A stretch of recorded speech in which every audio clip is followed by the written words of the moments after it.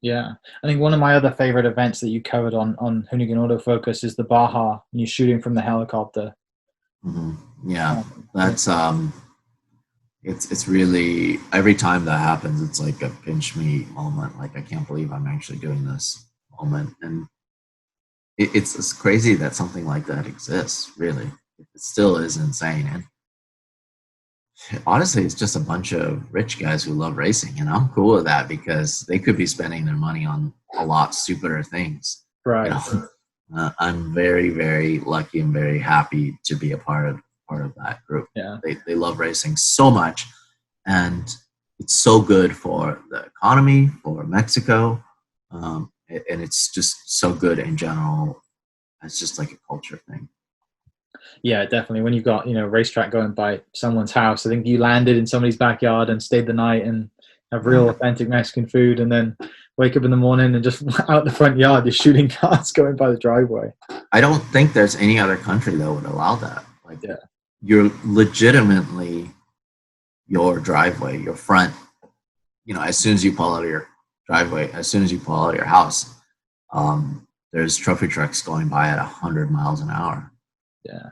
I don't think that could exist anywhere else besides Mexico. It's the craziest thing. It's so cool. Yeah. It's almost back, like going way back to the Group B days, right? Where there's like no health and safety and people are getting hit by the cars and It's tapping them as they go by. it's it's not almost like it's exactly like it. Yeah. I mean, it's just as dangerous too. People unfortunately pass away pretty much almost every year, every race, because most of the time it's because they're not being very smart about it. Um, I don't know what it is with the locals. They love playing chicken with these things. They think that they're invincible, and it's in Group B days, it's very common for the cars to cut people's fingers off. If you get hit by one of these trucks, you are pretty much done instantly. These trucks, they just have so much metal and they're moving so fast. I think one of the last races that I covered, a bunch of people were moving easy ups and like coolers and stuff, and they were trying to run across this dry lake bed where these trucks are hitting top speed, where they're actually hitting over 150 miles per hour. That's one of the areas where we actually can't keep up with in the helicopter. They're probably going 25, 30 miles per hour faster than we physically can fly.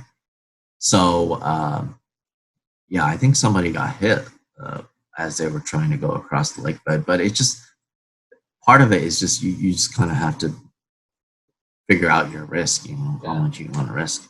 Yeah.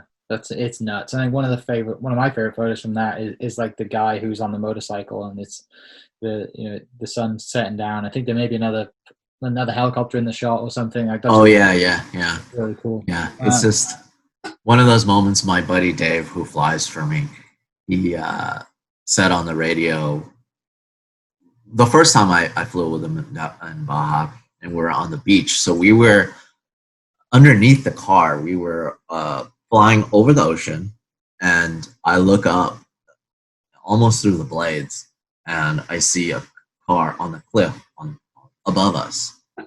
And then I look to my right, I look above me, I look below me, and it's probably like 20 helicopters, all of us following the leader. And then he looks at me, he's like, "What, do you think this is a rich sport or what? A rich person sport?" And I'm like, "Oh my God, this is the craziest thing."